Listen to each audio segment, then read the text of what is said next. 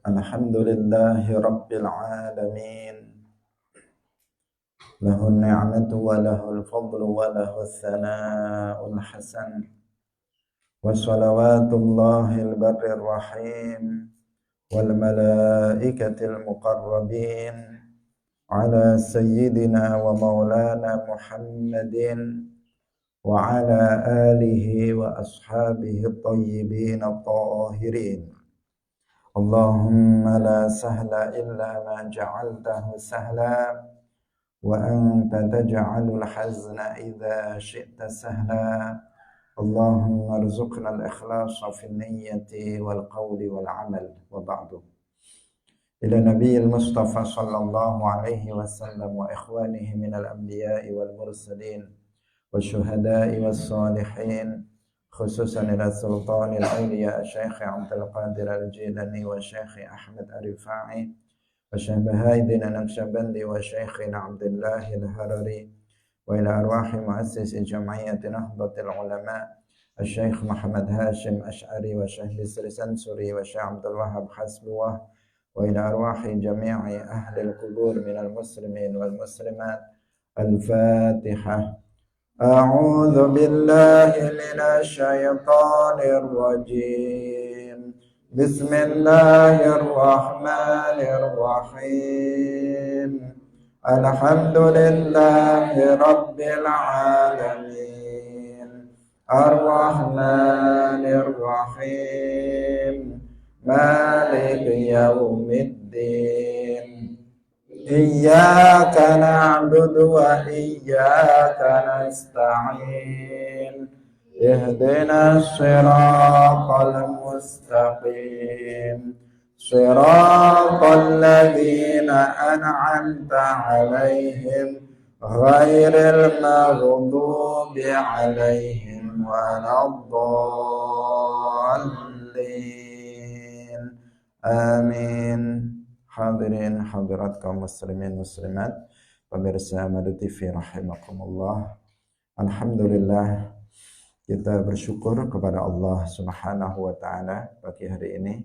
Allah Subhanahu wa taala kembali menganugerahkan taufiknya kepada kita sehingga kita kembali bisa hadir dalam majelis ilmu, melanjutkan pengajian kitab Bulughul Maram min Adillatil Ahkam.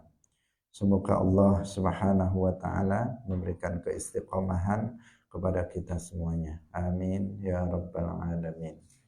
Shalawat dan salam semoga tetap terlimpahkan kepada Nabi Agung Nabi Muhammad sallallahu alaihi wasallam, para sahabatnya, keluarganya serta seluruh umat Islam yang mengikuti beliau ila yaumil qiyamah.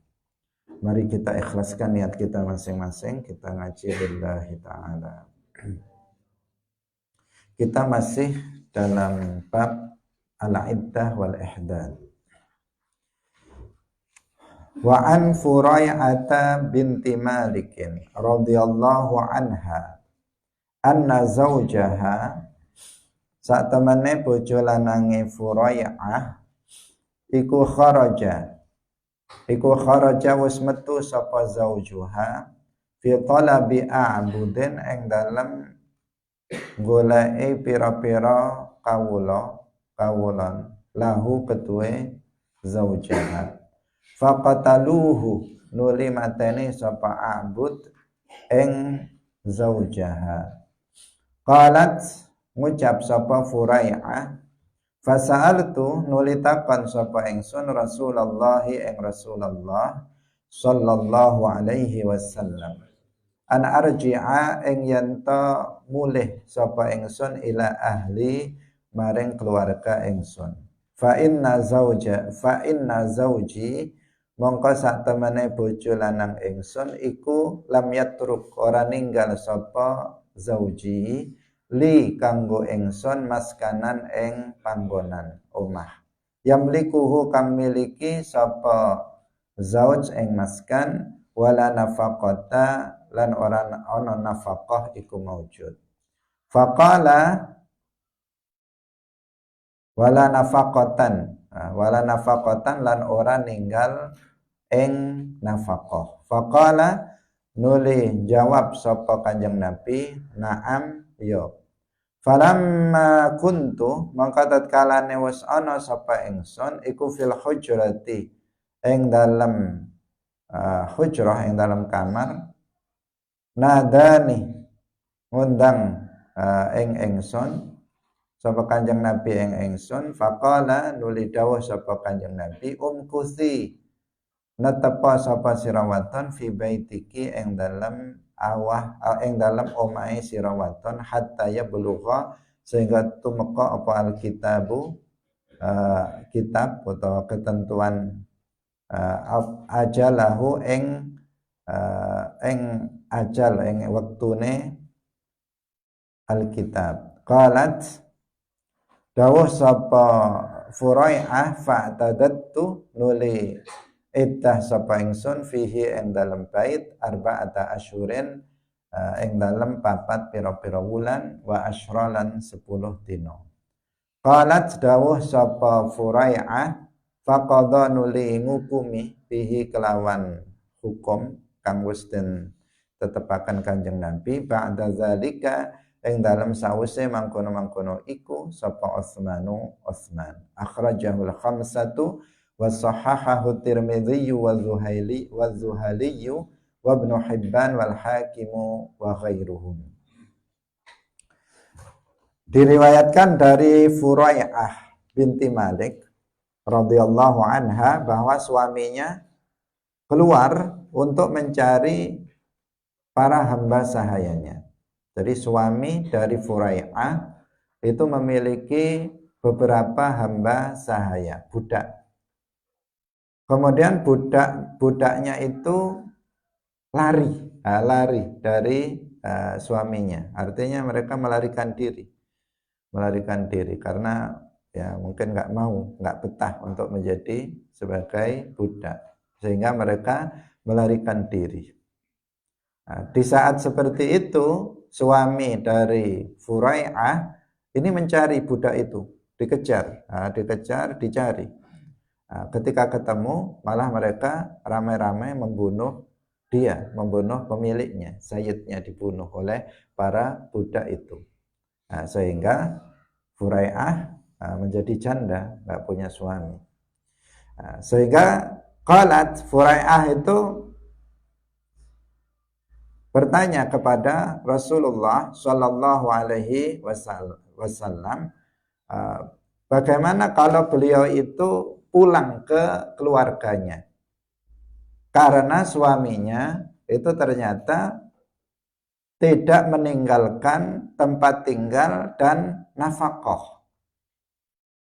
Jadi suaminya meninggal dunia, kemudian suaminya nggak punya rumah untuk istri yang ditinggalkannya itu nggak ada rumah dan juga nggak ada nafkah untuk dia, sehingga Furai'ah ini yang ditinggal mati ini bertanya kepada Nabi apakah beliau itu boleh untuk pulang ke keluarganya untuk melakukan iddah di rumah keluarganya, apa itu boleh? Rasulullah Shallallahu Alaihi Wasallam menjawab, iya boleh, karena memang nggak ada rumah, mau gimana? Suaminya nggak meninggalkan rumah untuk dia dan juga nggak ada nafkah untuk dia. Jadi pada dasarnya hadirin rahimakumullah, pada dasarnya seorang perempuan yang ditinggal mati oleh suaminya, maka di masa iddah itu dia tinggal di rumah suaminya. Nah, di rumah suaminya yang sudah meninggal itu sampai masa iddahnya itu berakhir. Seperti yang sudah kita jelaskan sebelumnya, jika dia hamil maka sampai melahirkan. Jika dia itu perempuan yang nggak hamil dan masih haid, maka 3 kali suci. Dia berada di situ. Kalau dia sudah sudah menopause, sudah tua, sudah nggak haid lagi, maka iddahnya 4 bulan 10 hari. Dia harus tinggal di rumah mantan atau suami yang meninggalkannya atau suami yang meninggal dunia itu sampai habis masa iddahnya. Itu pada dasarnya seperti itu. Nah, sekarang permasalahannya yang terjadi di sini, suaminya nggak ada rumah untuk istri yang ditinggalkannya dan tidak meninggalkan nafkah untuk dia. Bagaimana? Apakah dia boleh untuk pulang ke rumah orang tuanya dan kemudian tinggal di sana, melakukan iddah di sana? Jawabannya adalah boleh. Nah, jawabannya boleh karena memang nggak ada rumah, maka dia melakukan iddah di rumah orang tuanya. Itu diperbolehkan. Tetapi dengan catatan ya dia memang melakukan iddah di situ. Kalau dia sudah menetapkan iddahnya di rumah itu, maka dia nggak boleh keluar-keluar dari rumah itu selama di masa iddah. Nah, kecuali kemarin yang sudah kita jelaskan, apabila dia keluar dalam rangka untuk memenuhi kebutuhan primernya. Dia nggak ada makanan misalnya untuk menafkahi dirinya dan anak-anaknya, maka dia boleh keluar untuk bekerja, tetapi di waktu malam dia harus kembali ke rumah dan tidur di rumahnya, nggak boleh di rumah orang lain. Demikian juga kalau misalnya seorang perempuan itu dia ada dua rumah, suami meninggalkan dua rumah untuk dia. Nah, maka bagaimana? Dia boleh memilih salah satu dari rumah itu sebagai tempat dari untuk beriddah. Dia pilih salah satu, bukan dua-duanya. Artinya bukan satu malam di rumah yang ini, besok di rumah yang sana. Enggak seperti itu. Tetapi dia tetapkan dia mau iddah di rumah yang mana? Di rumah yang ini, sudah. Nah, di rumah yang ini seterusnya sampai masa iddahnya habis. Nggak boleh pindah ke rumah yang kedua meskipun itu sama-sama rumah mantan suaminya atau suami yang sudah meninggal tersebut. Bisa difahami ya. Dia tetapkan dulu, tetapkan dulu. Atau misalnya nanti disebutkan dalam hadis berikutnya, misalnya nggak aman dia. Rumahnya di sini dia memang ditinggali suami rumah. Tapi rumah ini di tengah sawah misalnya. Atau rumahnya di tengah hutan, nggak ada orang lagi. Kalau dia tinggal di situ sendiri, bisa ada pencuri, bisa ada maling, bisa ada perampok, bisa berbahaya. Kan suaminya sudah mati. Nah, maka di sini dia bisa juga karena pertimbangan keamanan, dia bisa kemudian berpindah ke rumah yang lain, misalnya ke rumah anaknya atau ke rumah orang tuanya dan melakukan iddah di rumah tersebut. Yang penting dia kemudian memilih rumah mana yang sebagai tempat iddah, maka dia tidak tidur di malam hari di selama masa iddah tersebut di selain rumah dia, tetap di rumah yang dia tetapkan sebagai tempat dia melakukan iddah. Hadirin rahimakumullah. Nah, kejadian ini dikatakan di sini bahwa Nabi mengatakan kepada dia, umkusi fi baitiki hatta yablughal kitabu ajalah. Artinya sampai masa iddahnya itu sudah berakhir, maka kamu tetaplah di rumah itu. Kalau memang sudah pulang ke kedua orang tuanya karena nggak ada rumah suami, maka udah tinggal di situ. Nah, jangan kamu keluar dari rumah, tinggal di situ sampai habis masa iddah. Nah, dan yang seperti ini kemudian diceritakan oleh Furayah bahwa di masa Sayyiduna Utsman ibnu Affan itu terjadi kasus yang sama dan Sayyiduna Utsman itu menetapkan hukum dengan hukum yang telah ditetapkan oleh Rasulullah Shallallahu Alaihi Wasallam. Karena kejadian kayak begini kan jarang. Nah, misalnya suami meninggalkan istrinya, nggak punya rumah, nggak ada nafkah. Nah, kemudian ditetapkan hukumnya oleh Nabi, dia boleh pulang ke rumah dan kalau setelah itu dia harus tinggal di rumah itu sampai habis masa iddah. Di masa Sayyidina Utsman terjadi lagi kasus seseorang perempuan ditinggal mati suaminya, nggak ada rumah dan nggak ada nafkah untuk dia. Suaminya nggak meninggalkannya untuk dia. Maka Sayyidina Utsman mengikuti Nabi, yaitu membolehkan bagi perempuan tersebut untuk pulang ke rumah keluarganya dan melakukan iddah di rumah tersebut. Wa an Fatimah binti Qais radhiyallahu anha qalat wasdawa sapa Fatimah binti Qais. Ini rata-rata perawinya apa? Perempuan sahabiyah. Karena memang berkaitan dengan mereka. Qalat was ngucap sapa Fatimah binti Qais, qultu ngucap sapa ingsun ya Rasulullah, inna zauji sak temene bojo lanang ingsun iku talaqani, teman-teman wis nalak sapa zauji ing ingsun salasan kelawan talak telu. Wa akhafu lan wedi sapa ingsun ayu ketahama ing yen to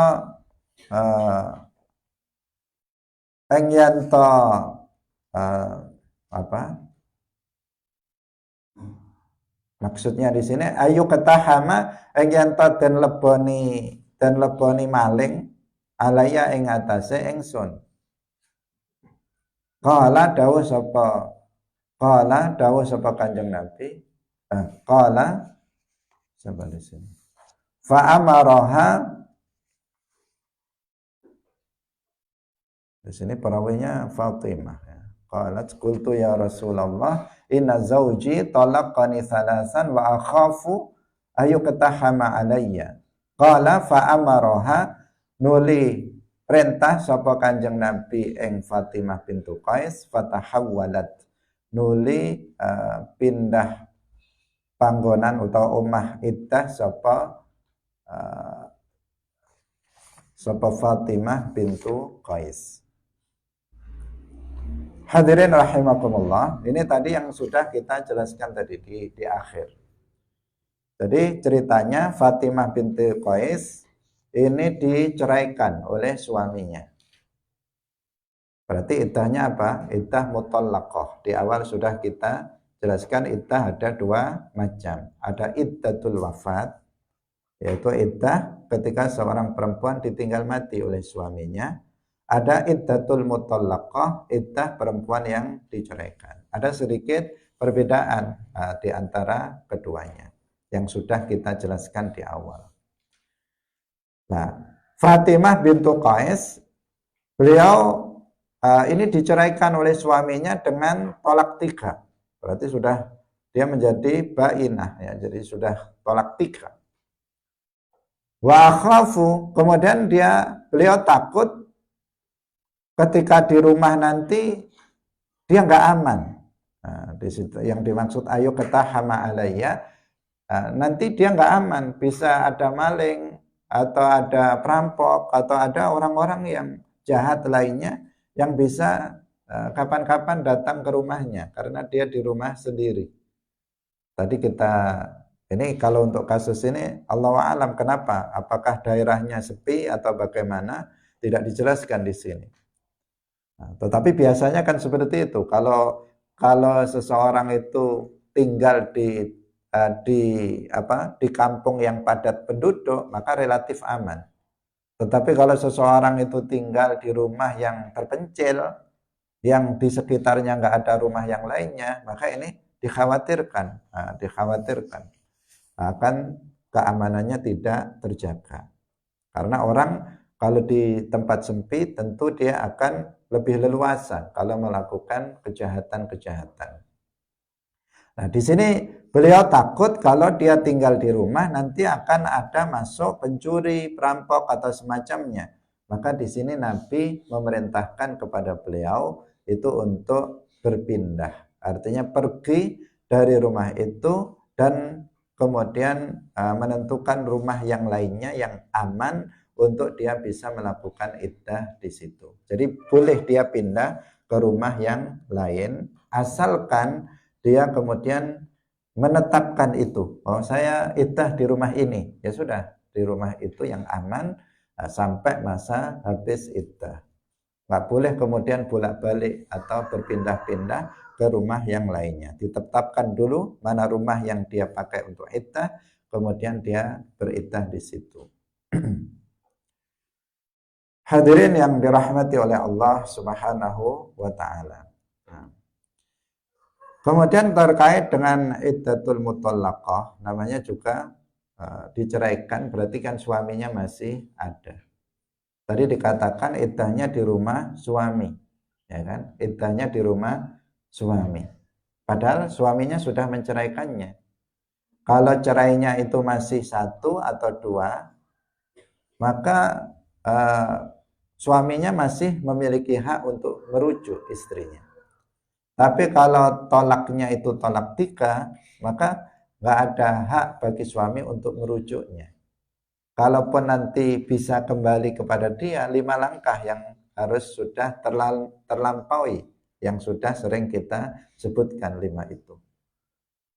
Harus sudah habis masa iddah suami pertama, sudah menikah dengan orang lain, sudah dijima oleh suami yang kedua, sudah diceraikan oleh suami yang kedua, kemudian sudah habis masa iddah dari suami yang kedua, baru dia boleh menikah kembali dengan akad nikah yang baru.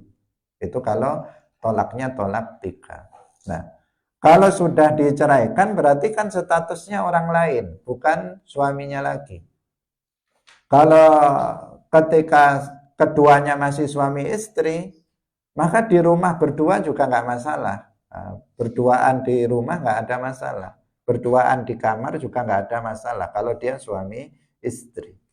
Kalau sudah diceraikan, kan sudah bukan suami istri lagi. Lalu bagaimana perempuan itu kemudian beriddah di rumah suaminya? Di sini dilihat kondisi. Dilihat kondisi. Apabila di rumah itu rame, misalnya ada anak-anaknya juga, atau ada yang lain misalnya, yang memungkinkan untuk tidak terjadi khalwah di antara mantan suami dan mantan istri ini, maka nggak apa-apa, di rumah itu suaminya tetap di rumah itu, si istri juga tetap di rumah itu. Tapi kalau di rumah itu nggak ada orang lain, nggak ada suami, nggak ada anak, nggak ada keluarganya, pokoknya nggak ada orang lain yang tinggal di rumah itu kecuali perempuan itu dan mantan suaminya. Bagaimana? Di sini mantan suaminya dia harus keluar dari rumah itu. Mantan suaminya sementara waktu dia keluar sampai habis masa iddahnya, karena rumahnya dibuat untuk mantan istrinya yang sedang beriddah. Tergantung tadi iddahnya berapa lama, tergantung kondisi yang tadi sudah kita jelaskan. Nah, jadi tujuannya apa? Agar tidak terjadi khalwah. Kalau masih tolak 1, tolak 2, dia sewaktu-waktu bisa merujuknya. Tapi kalau sudah tolak 3, kan nggak bisa dia.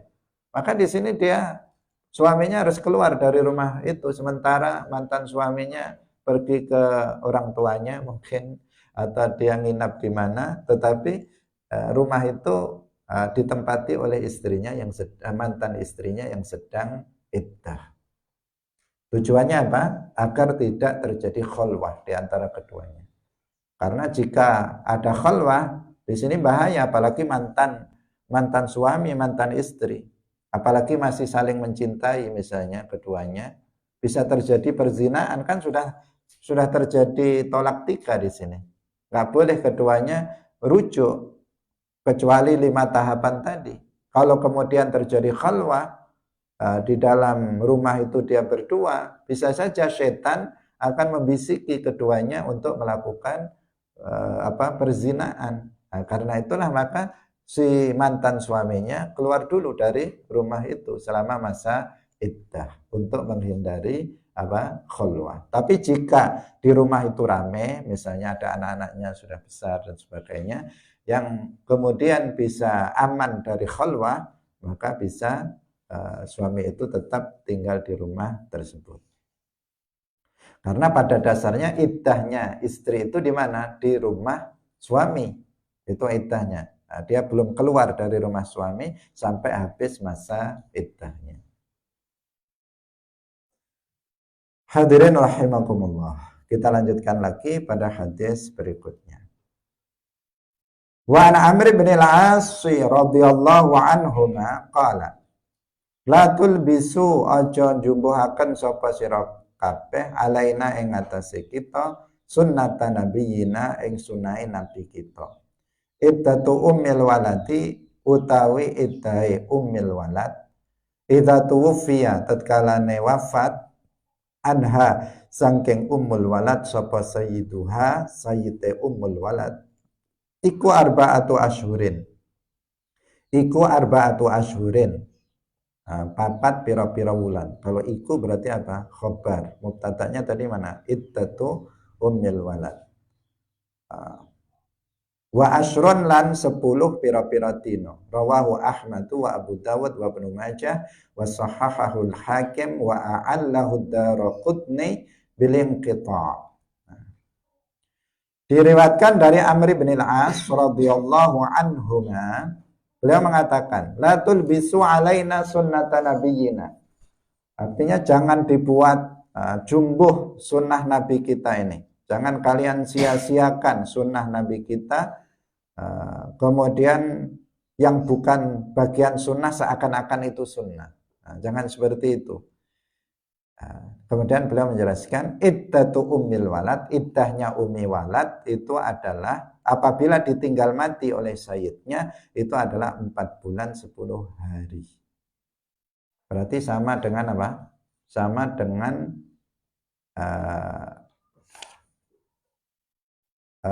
dengan iddah perempuan yang merdeka. Jadi yang ditinggal mati oleh suaminya, yaitu 4 bulan 10 hari. Iddahnya sama dengan iddatul wafat perempuan yang merdeka. Masih ingat siapa itu Ummul Walad? Sudah sering kita jelaskan. Ummul Walad itu adalah budak perempuan yang dijima oleh sayyidnya, kemudian dia punya anak. Namanya Ummul Walad. Itu istilah yang harus dipahami, ya, sehingga tidak diterjemahkan secara harfiah. Karena kalau diterjemahkan secara harfiah, itu nanti ya semua ibu-ibu itu Ummul Walad. Karena Ummul Walad artinya ibunya anak-anak. Kan sering suami itu kalau di sini, dia nggak menyebut nama istrinya. Entah itu ibunya anak-anak itu, dia bilang ibunya anak-anak. Untuk istrinya dia bilang ibunya anak-anak.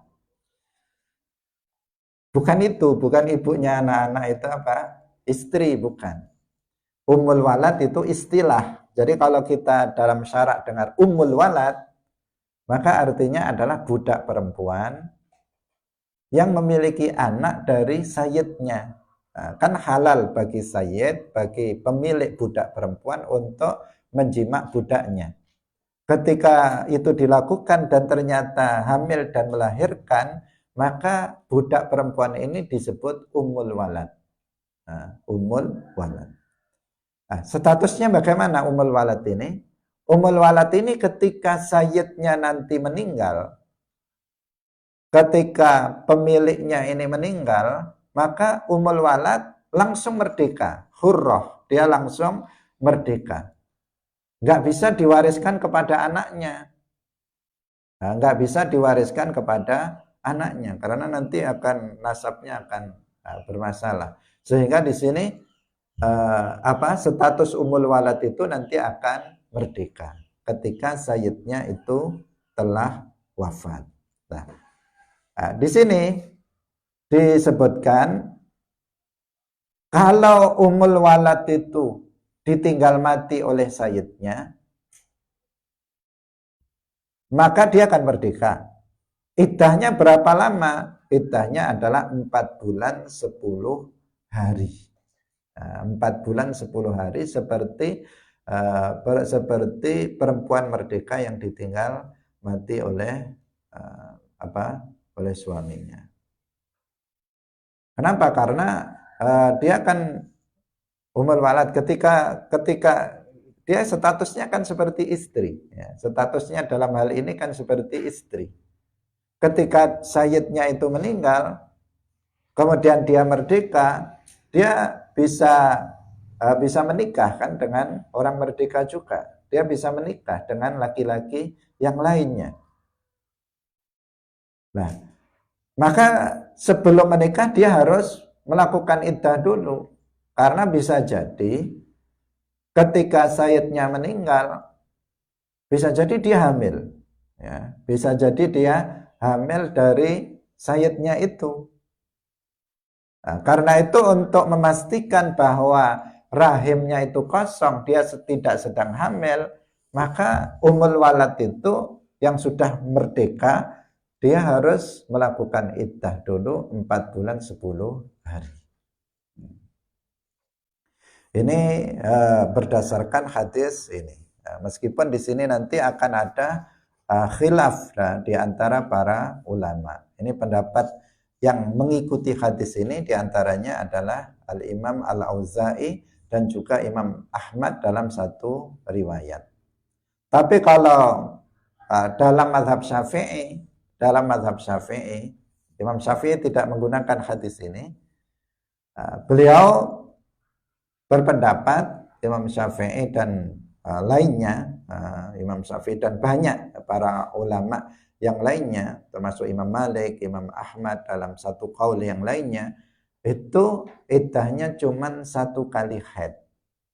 Cuman 1 kali haid, bukan 4 bulan 10 hari, cuman 1 haid saja. Jadi begitu dia merdeka, Ummul Walad itu merdeka, dia nunggu 1 kali haid. Setelah haid selesai, maka dia sudah bisa menikah. Kenapa kok 1 kali haid? Karena 1 kali haid itu sudah cukup bagi dia untuk memastikan bahwa dia nggak hamil. Cukup 1 kali haid saja. Kalau Imam Abu Hanifah mengatakan 3 kali haid. 3 kali haid seperti perempuan zawatul haid yang merdeka. 3 kali haid, atau kalau karena beliau kan memaknai quru itu dengan haid, sehingga beliau juga mengatakan 3 kali haid, Imam Abu Hanifah. Dalam mazhab Syafi'i, Imam Malik itu 1 kali haid saja itu sudah habis masa iddahnya. Bisa difahami ya, itu Ummul Walad. Meskipun sekarang Ummul Walad nggak ada, tetapi bukan berarti selamanya nggak akan ada. Dulu ada, di kemudian hari juga bisa ada kembali.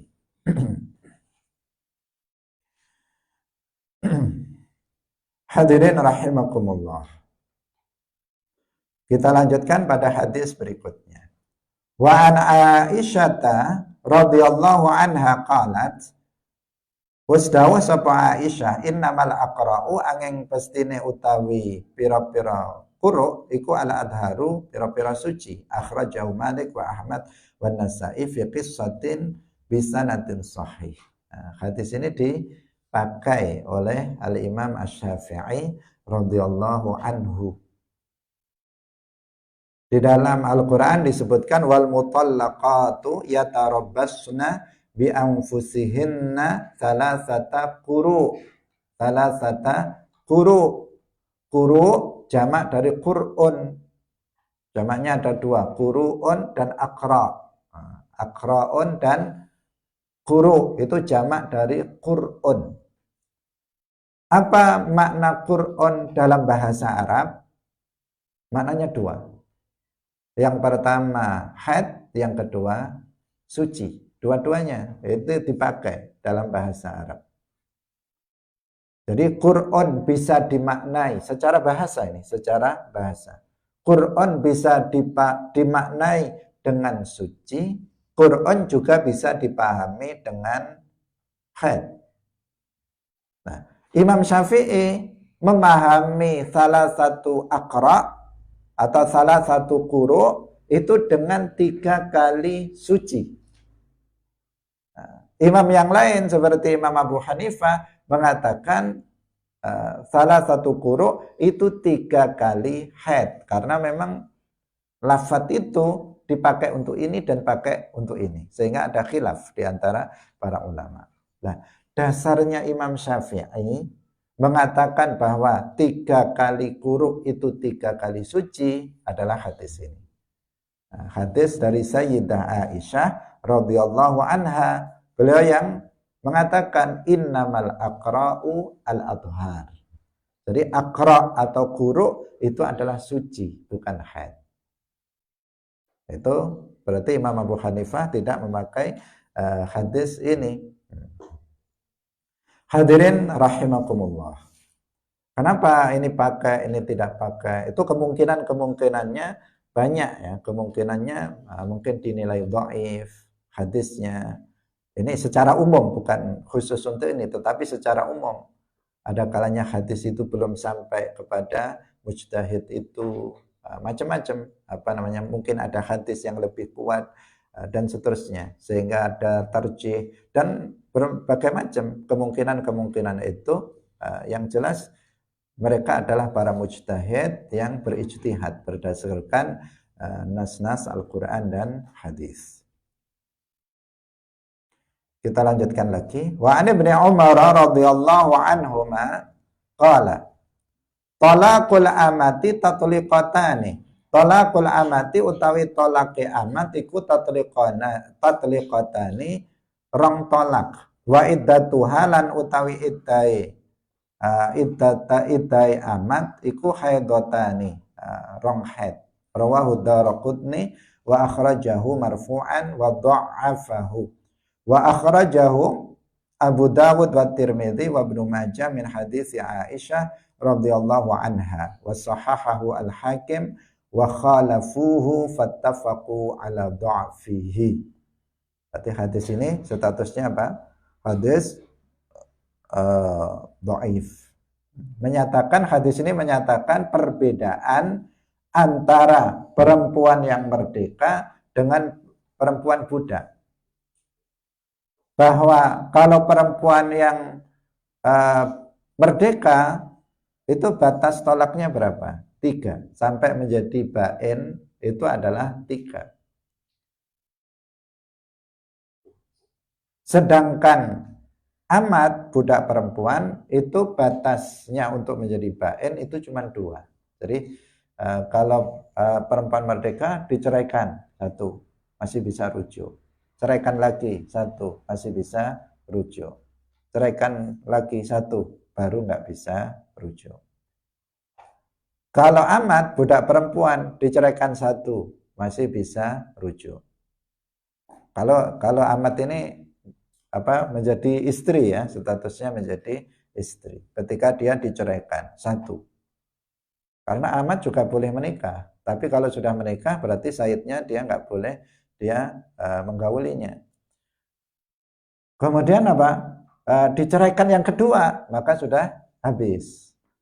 Itu kalau amat. Jadi cuma 2 saja. Kalau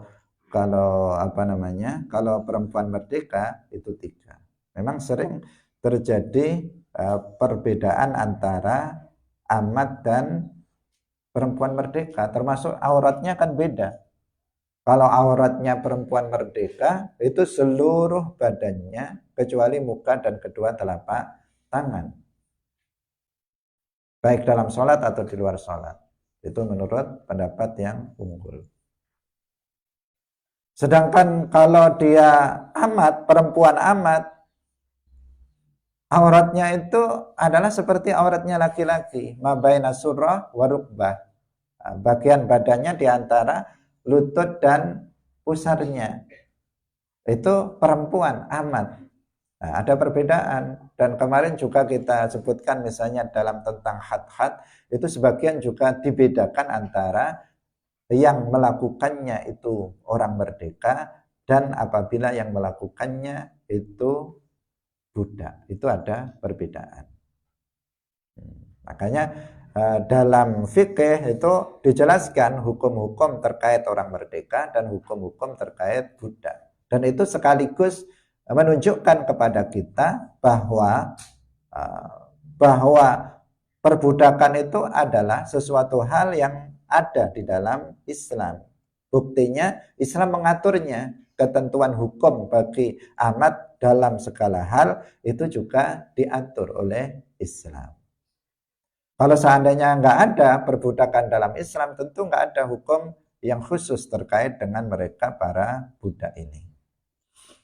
Hanya saja sekarang nggak ada, tetapi bukan berarti itu dihapuskan atau bukan berarti nggak ada di dalam Islam pada dasarnya. Hadirin rahimakumullah. Nah, kalau iddahnya itu adalah di situ dikatakan haidotani, 2 kali haid. Nah, 2 kali haid. Ini beda dengan yang tadi ya, budak tadi yang misalnya dimerdekakan. Ini adalah budak yang statusnya sebagai dia istri, maka tolaknya 2, beda dengan perempuan merdeka yang 3. Kalau iddah itu 2 kali haid, bukan 3 kali haid. Nah, meskipun kalau dalam mazhab Syafi'i tadi 3 kali suci kalau merdeka, tapi menurut Imam Abu Hanifah kan 3 kali haid. Kalau dia budak maka 2 kali haid. Itu untuk iddahnya amat. Hadirin rahimakumullah. Jadi memang nggak boleh kita mengingkari tentang itu, tentang adanya perbudakan atau tidak, atau perbudakan baik abd atau amah di dalam Islam, dan tentang halalnya amat bagi sayyidnya untuk digauli. Itu sebab ada di dalam Al-Quran, nggak main-main. Itu ada di dalam Al-Quran ketentuan hukum bolehnya seorang sayyid itu menggauli hamba sahayanya yang perempuan amat, itu ada di dalam Al-Quran, sehingga nggak bisa ditolak atau kemudian diremehkan dan semacamnya. Dalam Al-Quran disebutkan walladzina li furujihim hafizun illa ala azwajihim aw ma malakat aimanuhum. Aw ma malakat aimanuhum itu adalah budak-budak perempuan, itu dikecualikan di sini, artinya sama statusnya sama dengan istri, boleh untuk digauli. Hadirin rahimakumullah. Kita lanjut lagi. Wa an Ruwaifi' ibni Thabitin radhiyallahu anhu anin nabiyyi, saking kanjeng Nabi sallallahu alaihi wasallam, la yahillu ora halal limri'en ketuwe wong yu'minu kang iman. Yu'minu kang iman sapa imri'en billahi kelawan Allah wal yaumil akhir lan dina akhir, ayas qiya yanto, ini bahasa halus ya, bahasa halus. Ayas qiya yanto nyirami sapa imri'en atau yang nyiramaken sapa imri'en ma'ahu ing banyune imri'en zar'a ghairihi ing tandurane sakliyane imri'in. Akhrajahu Abu Dawud wa Tirmidzi wa sahahahu Ibnu Hibban wa hassanahu Al-Bazzar. Kalau diterjemahkan secara harfiah itu dikatakan tidak halal bagi seseorang yang beriman kepada Allah dan hari akhir untuk menyiramkan airnya pada tanaman selainnya. Kok ada dalam bab ini tanaman-tanaman? Yang dimaksud di sini bagaimana? Ma'ahu itu artinya mani, maninya. Seperti al-ma'u minal ma'. Artinya tidak boleh seorang laki-laki yang beriman kepada Allah dan Rasulnya itu menjima istri orang atau perempuan yang bukan istrinya dan bukan amatnya. Itu maksudnya seperti itu. Jadi nggak boleh bagi seorang laki-laki yang beriman kepada Allah dan hari akhir itu untuk untuk berzina. Artinya dia menjima selain istri dan amatnya. Itu yang dimaksud. Zar'a ghairihi, artinya yang bukan istrinya dan bukan amatnya. Itu tidak boleh. Jadi ma'ahu artinya maniyahu. Zar'a ghairihi artinya ya zaujata ghairihi, atau yang pokoknya yang bukan istrinya dan bukan amatnya. Menunjukkan zina itu haram. Itu zina itu haram. Ini berbicara bahwa zina itu haram. Itu bahkan sudah ada nas di dalam Al-Qur'an, wala taqrabuz zina. Dan hadis ini juga berbicara tentang masalah itu. Nah, bagaimana dengan apa namanya yang sekarang ada istilah namanya bayi tabung. Nah, jadi ada sebagian orang nggak punya anak, sudah lama suami istri hidup berumah tangga, kemudian dia nggak memiliki anak. Kemudian mereka mencoba untuk melakukan yaitu bayi tabung, nah, jasa bayi tabung. Dilihat di situ kalau misalnya ini dalam sebagian, ini tafsirnya apa? Tafsirnya dalam fikih, ya, dalam fikih. Kita tidak secara rinci, juga nggak memiliki pengetahuan secara rinci tentang masalah itu. Tetapi dalam sebagian kondisi melakukan bayi tabung itu diperbolehkan dalam sebagian kondisi. Dengan catatan bahwa spermanya, air maninya itu adalah dari suami istri itu. Jadi diambil sperma istri dan sperma suami, kemudian dimasukkan ke tabung tertentu dalam kedokteran, kemudian setelah itu dipertemukan, kemudian dimasukkan lagi ke dalam rahim istrinya, kemudian dia bisa hamil. Nah, ada sebagian yang berhasil dengan cara itu. Karena dengan cara biasa nggak bisa ketemu itu air maninya dengan apa namanya, dengan yang punya perempuan itu. Kalau dalam kedokteran apa istilahnya, ovum ya, apa itu, tidak, telurnya itu tidak bisa ketemu, sehingga kemudian dipertemukan di luar, di tabung itu, kemudian dimasukkan lagi ke dalam rahim setelah ketemu, sehingga bisa berbuah di dalam rahimnya dan kemudian bisa hamil. Dalam kondisi tertentu itu diperbolehkan dengan ketentuan itu diambil dari suaminya. Nah, air maninya diambil dari suaminya. Kalau diambil dari orang lain ya nggak boleh. Diambil dari orang lain, misalnya suaminya air maninya nggak sehat misalnya, kemudian diambil dari laki-laki yang lain, maka itu nggak boleh. Jelas bil ittifaq, dengan kesepakatan itu tidak diperbolehkan karena orang lain bukan suaminya. Meskipun secara detail itu ada ketentuan-ketentuan yang lainnya terkait dengan masalah bayi tabung tersebut. Di antara ketentuannya itu bahwa air maninya harus dari dia. Karena di sini kan disebutkan apa? La yahillu ayasqiya ma'ahu zar'a ghairihi. Kalau air maninya kemudian disiramkan, kalau di sini bahasanya, kepada yang lainnya selain istrinya dan amatnya, maka itu tidak halal. Hadirin rahimakumullah. Kita lanjutkan lagi. Wa an Umar radhiyallahu anhu fi mara'atil mafqudi. Satu lagi. Tarabbasu arba'a sinina. Thumma ta'taddu arba'ata ashhuri wa ashra. Akhrajahu Malik wa Syafi'i. Fimra'atil mafqudi ing dalem wadon kang mafqud, kang ilang bojo lanange. Tidak diketahui rimbanya. Kalau mati di mana kuburnya tidak diketahui. Kalau apa tadi? Kalau pindah itu di mana alamatnya juga nggak tahu. Pergi lama, nggak ada kabarnya.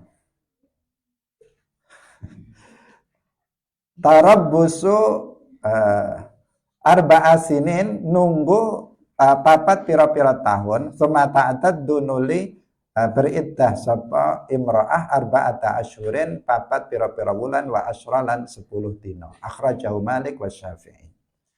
Jadi kalau ada seorang perempuan ditinggal pergi oleh suaminya.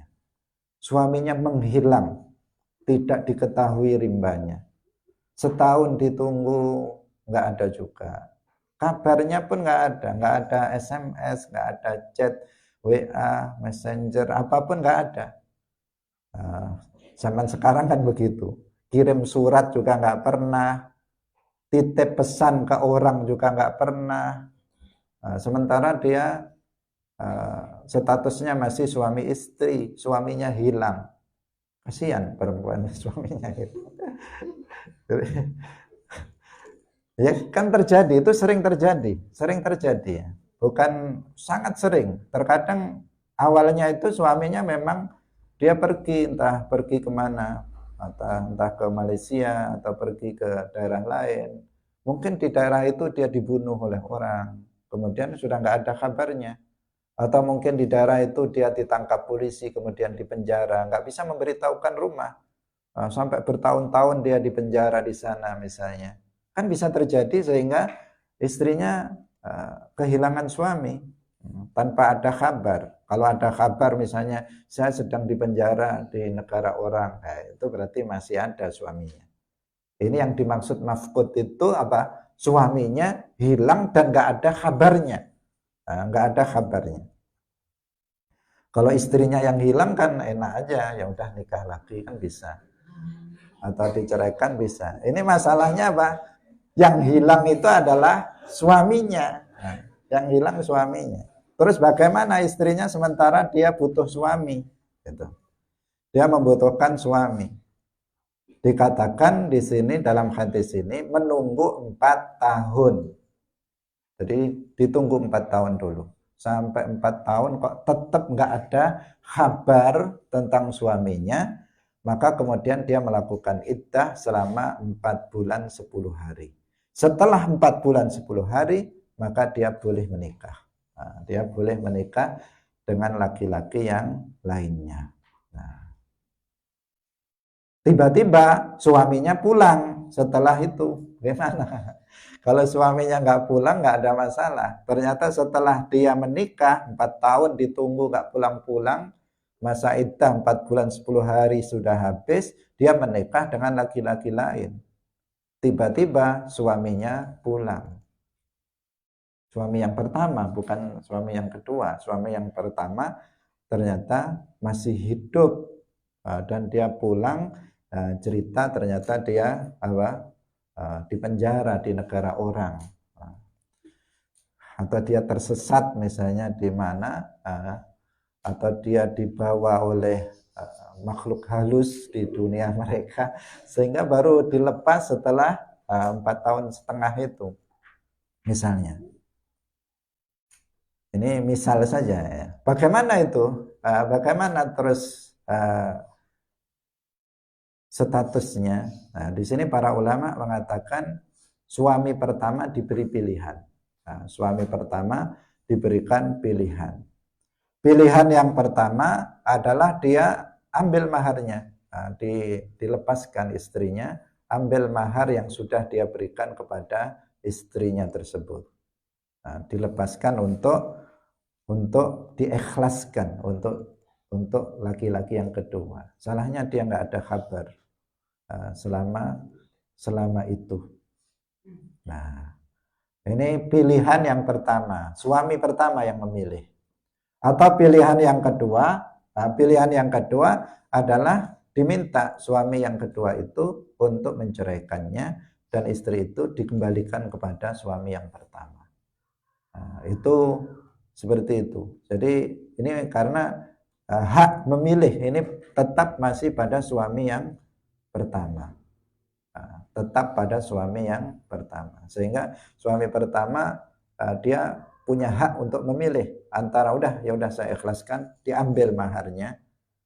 Yang kedua, suami yang kedua harus menceraikan istrinya dan perempuan itu dikembalikan pada istri suami yang pertama. Ini menurut satu pendapat berdasarkan hadis ini. Tapi ada pendapat yang lainnya.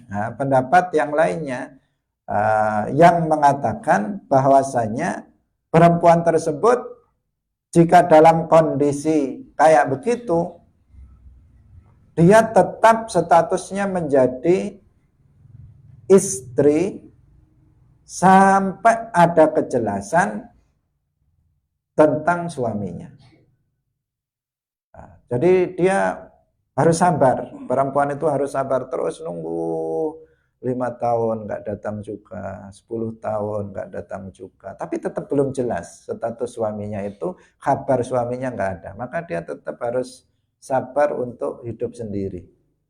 Nah, karena dia statusnya tetap sebagai istri dan dia nggak bisa menikah dengan yang lainnya. Itu menurut sebagian pendapat. Sampai ada ketentuan ternyata dia sudah mati dan di sana kuburannya. Sudah terlihat jelas, ya udah berarti dia melakukan iddah wafat dan kemudian menikah. Oh, ternyata suaminya sudah menceraikan dia. Ternyata suami itu kenapa dia meninggalkannya sekian lama dan nggak memberitahu, ternyata dia sudah menceraikannya. Nah, maka ini di sini juga sudah jelas, maka si istri itu sudah nanti beriddah dan kemudian bisa menikah kembali. Jadi sebelum ada kepastian apakah istrinya meninggal atau masih hidup atau sudah menceraikannya dan sebagainya, sebelum itu si istri itu tetap harus bertahan untuk tidak menikah dengan yang lainnya. Itu menurut sebagian pendapat yang lain yang disebutkan dalam hadis ini. Waktu sudah habis, semoga bermanfaat. Barakallahu fikum, wallahul muwaffiq ila aqwamit thoriq. Wassalamualaikum warahmatullahi wabarakatuh. La ilaha illallah. Allahumma shalli ala sayyidina Muhammad wa ala alihi wa sahbihi wa sallim. Rabbi ghfirli wa liwalidayya wa lil mu'minina wal mu'minat.